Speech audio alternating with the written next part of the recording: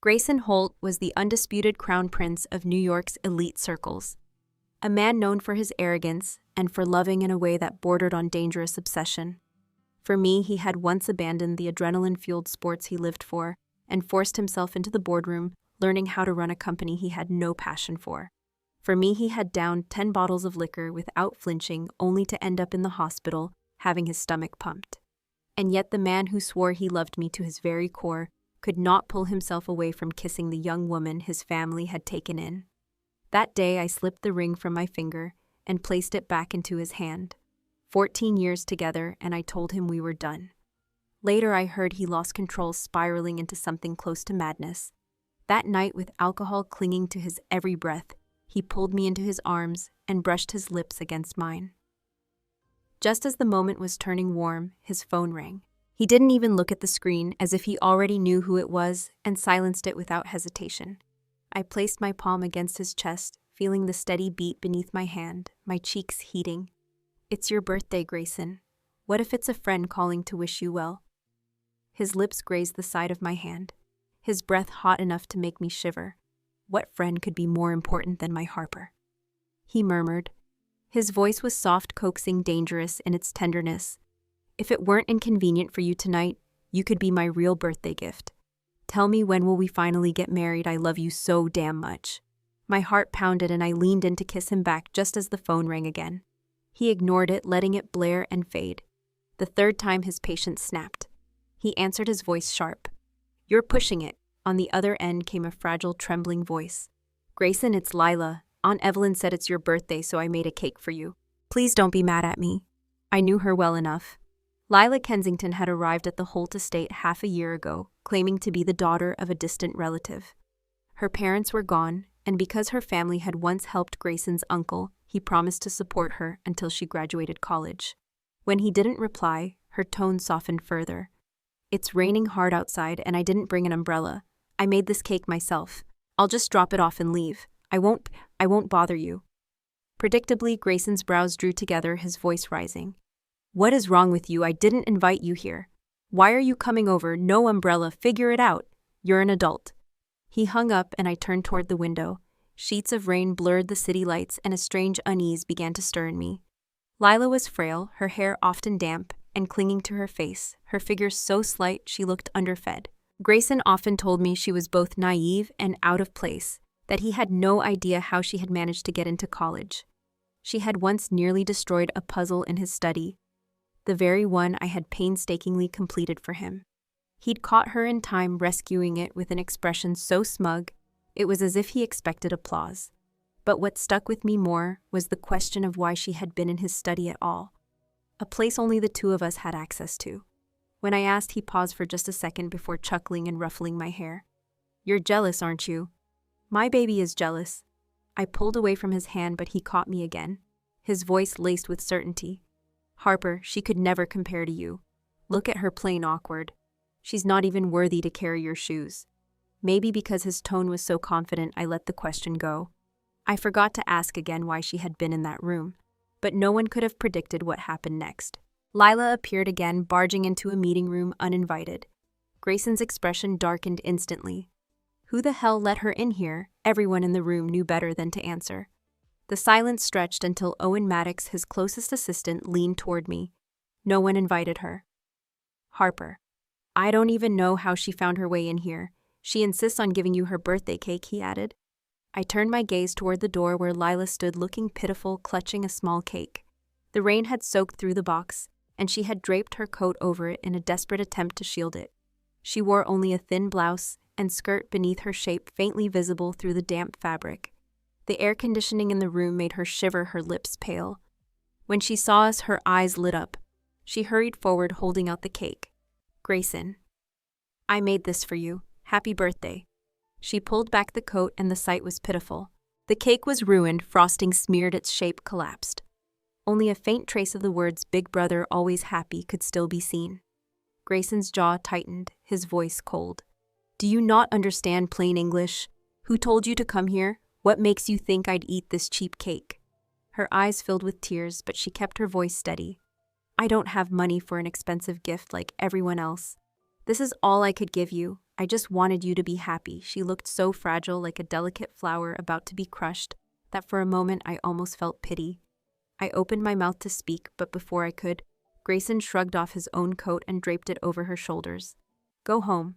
Lila's gaze flickered between us, tears streaming down her cheeks before she turned and ran out. The room seemed to loosen its tension the moment she was gone. Grayson sank into a chair, muttering under his breath, "What a nuisance." I reached out, giving his hand a small squeeze. The others suggested cutting my cake and making a wish, but when someone moved to throw out Lila's ruined one, Grayson stopped them. "Leave it, I'll get rid of it myself." Even after my cake had been cut and shared, her soggy mess still sat in plain view. Then a voice called from the hallway. "Oh my God, someone just got hit by a car." Another voice asked, "Who that girl who brought the cake?" Before I could react, Grayson pushed my hand away and bolted from the room. The warmth of him vanished, replaced by a chill in my chest. I hurried after him into the pouring rain, ignoring Owen's attempt to shield me with an umbrella.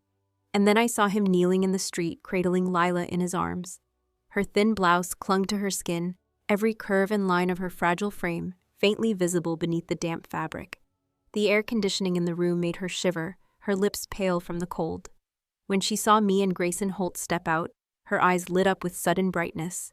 She rushed forward, clutching a small cake, her voice trembling with excitement. "Grayson, I made this cake for you myself. Happy birthday." She pulled back her coat to reveal it, but the sight was pitiful. The frosting had melted, the shape had collapsed, and only a faint scrawl of the words, "Big brother, always happy," could be made out. Grayson's expression darkened. "Do you not understand plain English? Who told you to come here? What on earth made you think I'd eat this cheap cake?" His tone was harsh, his words like a slap. Lila Kensington's wide eyes filled instantly with tears, but she forced her voice to remain steady. "I don't have the money to buy an expensive gift like everyone else. All I have is my heart. I just wanted you to be happy." She looked like a delicate white flower trembling in the wind, and for a moment I almost felt sorry for her. Before I could speak, Grayson was already shrugging off his coat, draping it over her shoulders. "Leave." Lila's tearful gaze met ours before she turned and ran, covering her face. The air in the room eased as she disappeared. Grayson slouched into a chair in the corner, muttering irritably, "What a nuisance." I squeezed his hand gently, trying to calm him. The others suggested cutting my cake and making a wish, but when someone went to throw away Lila's ruined cake, Grayson's voice stopped them. "Leave it, I'll get rid of it myself." I stared at him, but he only smirked faintly. "What the hell is this? I'll throw it away later."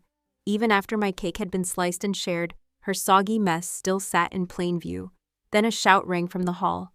"Oh my God, I think someone just got hit by a car." Another voice asked urgently, "Who that girl who brought the cake?" Before I could react, Grayson shoved my hand away and bolted from the room. The warmth that had been between us evaporated. I stumbled after him, my pulse racing. Owen Maddox opened an umbrella for me, urging, "Ma'am, maybe you shouldn't go." I pushed past everyone and ran outside the rain, soaking through my clothes, only to see Grayson holding Lila tightly in his arms. I recognized the license plate of the car that had struck her. The driver got out immediately, apologizing, explaining the car had been moving slowly when she suddenly darted into its path. Grayson's gaze was icy. "Are you saying she did it on purpose? That a girl this small would throw herself in front of your car to get money out of you?"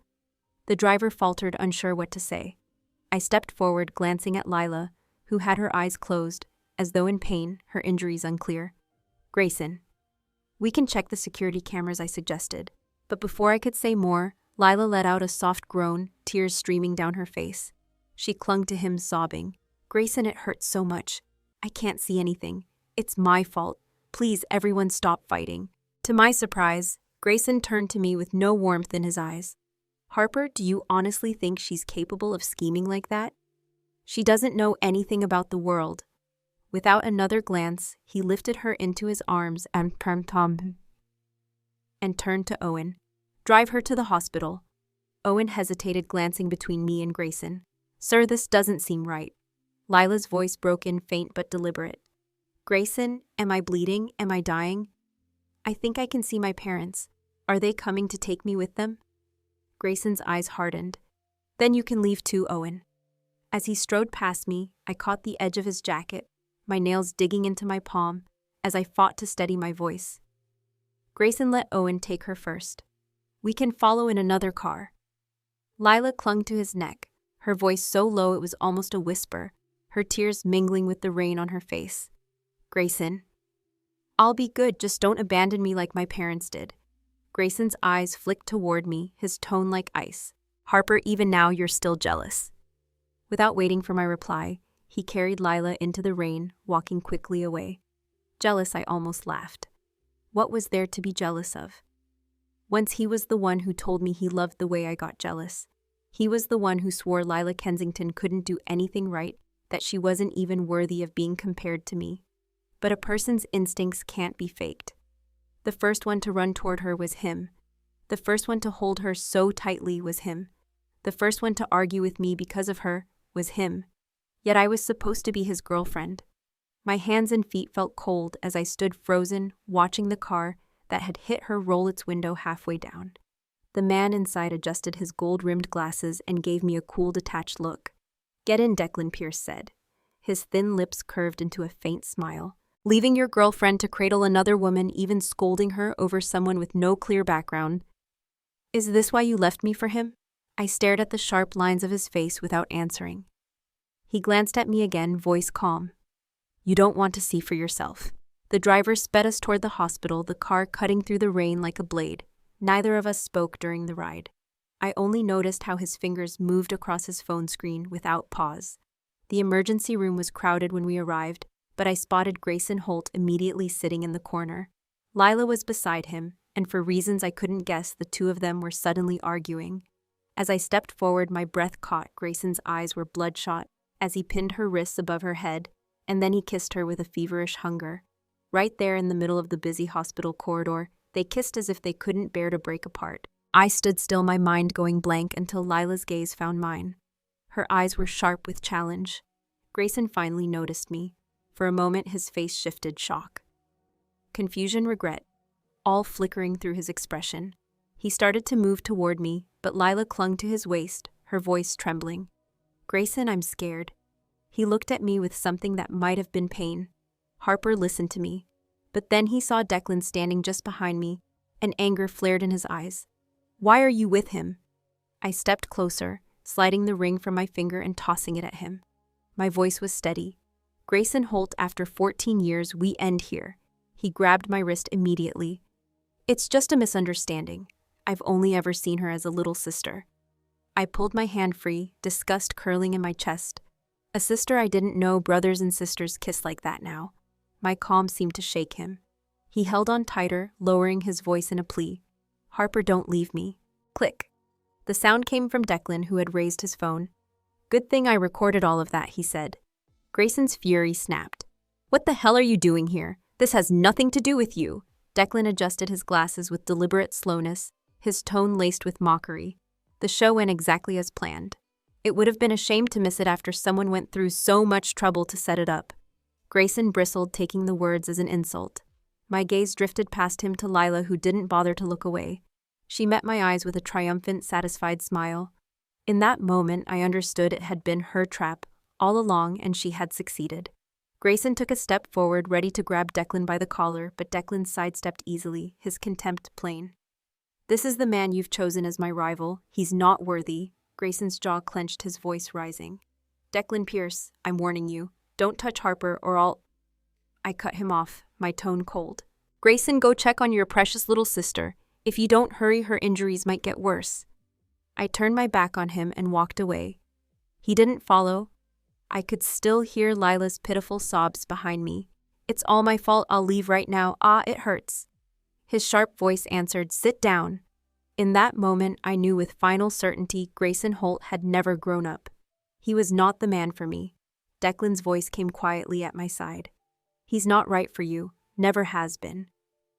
We had all grown up together in the same gated community, but from the start, Grayson and Declan had been opposites in every way. Grayson was lazy, reckless, arrogant, unafraid of anything, living only for the thrill of the moment, without a thought for consequences. Declan, on the other hand, had always been calculating, sharp, and impossibly self-controlled. Everything Declan Pierce did was calculated, precise, and so flawless it almost felt unreal. After we graduated high school, I finally accepted Grayson Holt's confession and began a relationship with him. When Declan left for college overseas, he asked me why I hadn't chosen him. Declan had always been distant, difficult to read, while at 18 I craved the raw, consuming passion that Grayson offered, the kind of love that burned hot and loud. Back then I thought if I didn't have him, my youth would feel meaningless. From the time I was 12 until now, for 14 years, Grayson and I had been inseparable. Everyone in our circle knew the Crown Prince of the Holts feared nothing, and no one but he had a reputation for being hopelessly devoted to me. For me, he had given up extreme sports and forced himself to learn the ins and outs of running a corporation. For me, he had downed 10 bottles of liquor without flinching, only to end up in the hospital. Yet it was also him who humiliated me in public for another woman. It was him who betrayed a 14-year love for someone else. On the way home, a message arrived from an unknown number. I thought 14 years meant something, but I guess not. Attached was a photo of Grayson leaning down to blow gently on a wound on Lila Kensington's hand. I locked myself in my room and began packing away every gift he had given me over the years. By the time I finished, daylight had already broken, so it turned out that 14 years, more than 5,000 days, could be packed into boxes in a single night. When I stepped out, he was already waiting downstairs. He rose awkwardly as I passed, but I ignored him and told the housekeeper to load everything into his car. My voice was calm, almost cold. "You came just in time. Take these with you." He stared at the boxes in disbelief, his lips trembling. "Harper, you're joking, right? Is this my birthday present? Keep them here, please." I shook my head. "No, Grayson, I'm not joking. We're over." He grabbed my hand, pulling a small stuffed toy from one of the boxes and pressing it into my palm. "You said you wanted to go to Disneyland. Let's go now. We can travel the world, just you and me." He held me stubbornly, but my arms hung limp at my sides until the toy slipped to the floor between us. I looked into his reddened eyes as he bent to pick it up, his tears splashing on the fabric. "Grayson, when you doubted me, when you chose someone else and left me behind, our future ended. After we break up, you can race cars, chase thrills, quit the job you hate. You'll finally be free." "No," he whispered, collapsing to his knees, his hands clutching his head as tears streamed down his face. I turned away and headed upstairs without looking back. That night, Owen Maddox sent me a video. "Ma'am, he's going to drink himself to death." In the video, Grayson was curled up on the sofa, empty liquor bottles scattered around him. He kept saying my name. "Harper, Harper," I replied flatly. "Don't call me that. Grayson and I are done." His next message came quickly. "Was it that woman?" "If it was, I'll gather the guys and teach her a lesson." "No," I typed back. "From now on, don't send me anything about him. I don't want to know." More than a decade of love thrown away for a woman of uncertain background, it wasn't worth it. Even Owen could see that. Couldn't Grayson? When I didn't respond, he messaged again. "I know you're mad, but he could never actually like her." I still didn't answer. The next day, a package arrived. When I opened it, I felt bile rise in my throat. Inside was a blood-stained towel and a small card. "So you like packing things up? Then here's a gift for you. This is from my first night with your boyfriend. Keep it as a souvenir." My hands trembled with rage as I immediately forwarded the blood-stained towel to Grayson Holt. "Grayson, is this your idea of getting under my skin? This is the last time I'll warn you if it happens again. Don't expect me to hold back." Moments later, a video call request from him lit up my phone. I declined, and as soon as I hung up, his messages appeared. "Harper, listen to me." "No," I typed back. "I don't want to see anything filthy again. You betrayed me. You betrayed what we had. Don't tell me you were drunk. A drunk man doesn't do those things. Stop lying to yourself." Then I blocked him from every possible way of reaching me. But the moment I leaned back against the wall, tears poured uncontrollably. 14 years of familiarity discarded for someone he'd known less than 6 months. It was laughable. Without Grayson, my life carried on as usual. Except someone refused to let me be. Every day, Lila Kensington found a new anonymous account to send me messages. I woke up in his arms today. It felt amazing. He has the perfect six-pack, and now he's mine. He said you wouldn't let him race, so we climbed a mountain and did it at the peak with adrenaline pumping. He told me he hated running the company, that he only wanted freedom. He's back on the track, and he won for me. He says only with me can he feel truly alive. I stayed calm, printing every single message. My mind wandered back to the time Grayson nearly died in a street race over a bed. I had sobbed and begged him to stop racing. He laughed, ruffled my hair, and said, "Baby, what's there to be afraid of? Your husband's made of steel." From that day on, he never raced again. I remembered another night when I had been forced to down an entire bottle of liquor at a client dinner to prove goodwill. Grayson had stepped and chugged 10 bottles in a row and ended up having his stomach pumped. I'd cried and scolded him in the hospital, but he only smiled and pinched my cheek. "Don't cry, I'm still here, aren't I?" I used to think he was reckless, childish, unwilling to grow up. He'd brush it off and tell me, "Be good. I'll handle everything outside. You just stay home and be Mrs. Holt. I won't let anyone hurt you." Now I see he was never the devoted man I thought he was. For 14 years, his love for me came from the thrill of victory and possession. He thought he had defeated Declan Pierce and claimed me as his prize. Once that rivalry was gone, his true nature surfaced, and he was easily lured by anything new. Declan asked to meet about a business collaboration, and I agreed. No one could refuse the terms he offered. After all, my career mattered more than any man. In less than 3 years, I would own this place. Declan was a man who rarely boasted, and perhaps because he had always been the golden boy, I believed him. What I didn't expect was to run into Grayson again. He had brought Lila along, and she was dressed beautifully that day. In front of them sat a birthday cake while someone played the violin nearby. After she blew out the candles, she kissed his cheek. He didn't pull away. Then his head turned slightly, and his eyes locked on me sitting across the room with Declan. His smile froze instantly. Seconds later, he was striding toward us, his face dark, his gaze icy as it swept between me and Declan. "So this is why you left me? You've liked him all along, haven't you?" His voice carried an accusation so sharp it was clear he had already decided I was the one who had betrayed him. "Harper," he growled like a predator, ready to pounce, "say it." I glanced past him at Lila and asked Grayson, "Was that kiss sweet?" He knew I had seen it. His expression shifted from anger to confusion to a flicker of panic.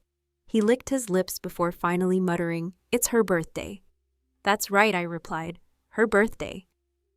She bakes you a cake and you kiss her in a hospital. So it's her birthday, you bring her here to celebrate, she kisses you, and the two of you look like a perfect couple. It's just for fun." The words slipped out of his mouth, making my stomach twist. "Harper." "I was just kidding. We grew up together. We've shared so many years. You can't just walk away from me like this." "For fun," I shot back. "So when you two sleep together, I'm supposed to be the one holding your coat." I signaled to Declan that I wanted to leave. Another second in that place would make me sick. But Grayson stepped in front of me. "Harper, you can't be with him, anyone but him. Please, I'm begging you, don't leave me." An odd calm washed over me as a single thought flashed in my mind. I met his eyes. "Do you still love me?" His grip tightened on my wrist. "Of course I love you. I only love you. How could I be with her? Please just give me one more chance." Over his shoulder, I caught the burning glare of Lila Kensington filled with venom, as if she wanted to devour me. I pulled my hand away. Too bad love that comes too late isn't worth a penny. Grayson froze. Declan stepped forward, adjusting his gold-rimmed glasses before standing protectively at my side. "Grayson Holt, you're pathetic.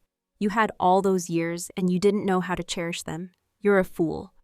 Grayson's face darkened, his body tensing as if he'd lunge. But Lila clung to his arm. Declan didn't flinch. He smirked instead. "Men like you can't even hold on to your pride, filthy. In less than 3 years, Holt Enterprises will be mine." So that's what he meant when he once told me it wouldn't take more than 3 years. Before leaving, Declan looked back at Grayson one last time. "Oh, and I only said that so you'd know what's coming." The arrogance in his tone was the kind that made you want to slap him. On the drive back, I asked, "Are you serious about taking over Holt Enterprises?" Declan's eyes never left the road. "I don't say things I won't do." He always carried himself with the quiet certainty of someone who knew he'd win. I admired that. In our generation, no one could compare to him. Not entirely, though. He glanced at me. "You know, after all these years, I've never managed to make you fall for me, have I? I'm not praising myself, Harper. I'm telling you that all this time, I've never had another woman. Even after years apart, my heart still only beats for you." Our partnership was progressing smoothly, while Grayson seemed to shed his reckless persona and throw himself into work. Maybe because Lila had stopped sending me her poison-laced messages. Until one day, while Declan and I were surveying a new retail development, we ran into her. She was shopping in a baby boutique. Since being with Grayson, she had shed the wide-eyed innocence she once wore, and now dressed head to toe in expensive designer clothes that hung awkwardly on her like a child playing dress-up. I was ready to ignore her, but she strutted over, rubbing her stomach with a smug smile. "I'm pregnant. It's Grayson's child." I'd braced myself for this possibility, but hearing it still knocked the wind out of me. I kept my composure, refusing to react. She wasn't finished. "You're pathetic. All those years, and you still couldn't give him a baby. Can't conceive, can you? Good thing he didn't marry you. What a waste that would have been. Oh, and I heard you've already found a replacement." "Figures. You're just a selfish fuck." I had never been one to assume the worst of people, but Lila was barely 20, a sophomore in college, and already capable of such cruelty. My hand moved before my mind caught up, striking her across the face. "You should watch your mouth." She raised her hand to hit me back, but I caught her wrist. Seconds later, she suddenly lurched into me, then collapsed to the floor in exaggerated distress. Right on cue, Grayson appeared. He started toward me, but Lila's trembling voice cut in first. "Baby, I'm pregnant and she still treated me like this. Look, am I bleeding? Is our child gone?" I opened my mouth to speak, but Grayson silenced me. "Harper, if she's done something wrong, tell me, but there's no need to harm the baby." I stared at him, a bitter smile tugging at my lips. "So you'll believe her, but not me, Harper." "I know I've made mistakes, but the baby's innocent," he murmured, unable to meet my gaze. Lila's eyes glittered as she clung to his arm. "She already has another man." "Let her go, Grayson." Lila let out a dramatic groan, her tone dripping with implication. And just as I expected, the moment Declan Pierce's name was mentioned, Grayson Holt's composure shattered. His gaze turned cold as he stared at me. "So Harper, you break up with me and run straight to another man? How does that feel?" I had been ready to explain, but when I saw him holding Lila protectively and blaming me, I could only laugh. 14 years, and he still couldn't trust me. Declan stepped forward, shielding me, his eyes hard as they met Grayson's. "Whether I like admitting it or not, Harper Lawson has never accepted my confession," Declan began. And I could see a flicker of relief on Grayson's face until Declan continued. "But from what I know, the one who cheated first was you. You're the one who slept with your so-called little sister.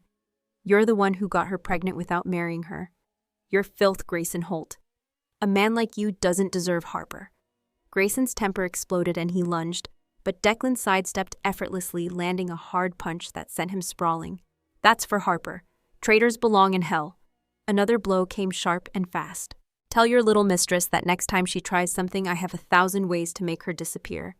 And one final punch landed squarely. "And this is to remind you, Harper is not some object for men to fight over.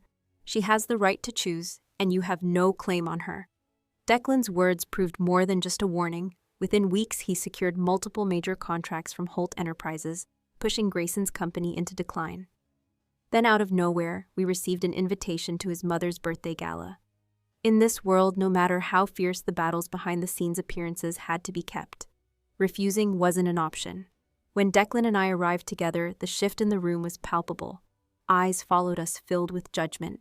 Whispers spread like wildfire. Harper Lawson, the elegant daughter from a prestigious family, was now the woman who juggled two men. They said I had left the Holts because the Pierces offered more money. In the corner, I spotted Grayson. He looked at me without a trace of warmth. Declan rested a hand lightly on my back and murmured, "Don't worry, the real show hasn't started yet." Right on cue, Lila appeared, her smugness barely contained. "Harper's still acting like you're above everyone.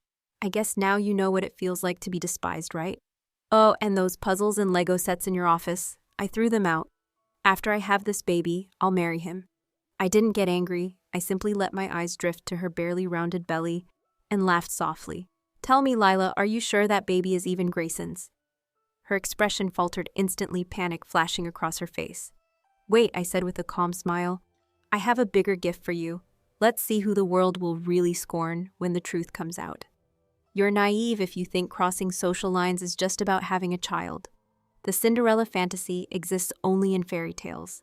On the outdoor stage, Grayson's mother thanked the guests graciously, but as soon as the formalities ended, she brought him straight to me.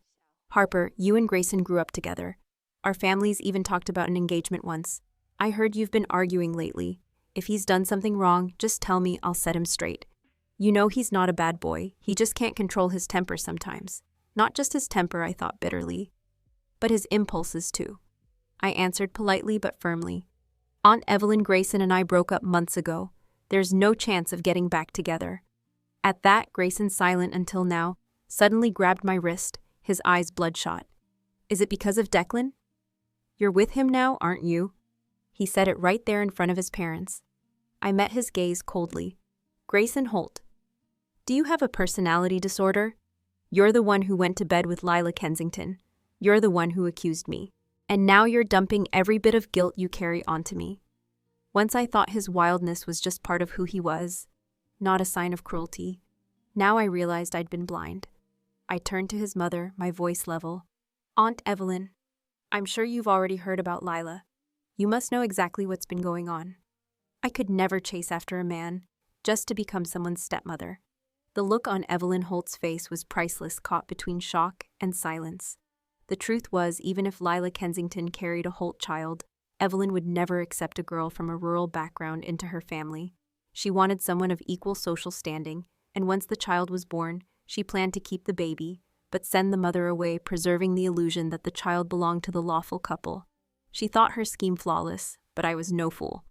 After excusing myself to the restroom, I stepped out only to have Grayson Holt block my way. Ignoring my protests, he dragged me upstairs into the study on the second floor, a room lined with puzzles and models we had built together over the years. The walls held a portrait of me, and the shelves were crowded with Lego creations and intricate puzzles. His usual arrogant eyes were now glassy with tears. Harper, I was wrong. I was just tempted for a moment. Please don't be so cruel to me. Seeing you with Declan Pierce, it's killing me. If you don't want me anymore, it feels like my heart is shattering. This room had once been our secret haven. We'd spent countless nights here piecing puzzles together, until sunrise, laughing, sharing snacks, talking about our future. From the time I was 12 until I was 26, I believed we would always be together. But I had forgotten the truth about Grayson Holt. He was a reckless man, restrained only temporarily because of me. He and Lila were cut from the same cloth, addicted to excitement, restless in their bones. Even without her, there would have been another and another after that. Once a crack appears in love, it can never truly be repaired. He had betrayed me. That was something I could never forgive. He gripped my hand, his fingers curling around each of mine. If I had a child with someone else, how would you feel? It would hurt, I said flatly. So much that I'd want to kill them. I pulled my hand free. Grayson, if you had a child with another woman, I would have wanted to kill you too. Now you finally know a fraction of the pain I went through, but it's too late. You're not even worth hating anymore. You're just a stranger to me. No, Harper. I'll make it up to you, he pleaded. I'm sorry, You're filthy, I cut him off. He tried to embrace me, but I stepped back. You've been with her here, haven't you? Right in this room. You told me once she almost ruined one of your puzzles. That was your first mistake, admitting too much. I gave him a cold smile. A man like you could never deserve me, I said, turning toward the door. I'll spend my life making it up to you. Please, he begged, falling to his knees. And then right on cue, Lila appeared in the doorway, tears spilling down her cheeks. What about me? What about our baby? She whimpered. With reckless bravado, she triggered a massive screen outside to display intimate photos of herself and Grayson, announcing to the world that she was pregnant with a Holt child. It was a clear attempt to corner the Holt family into accepting her. The room erupted in chaos. But my own gift for her had arrived right on schedule. Up on the screen followed images of a blood-stained handkerchief, the taunting messages she had sent me, and evidence of the staged car accident she had orchestrated on a rainy night. Declan had even captured a photo of her and Grayson kissing in a hospital hallway. Everything played out in front of hundreds of guests. The ugly truths of wealthy families are usually buried deep hidden under layers of polished ice.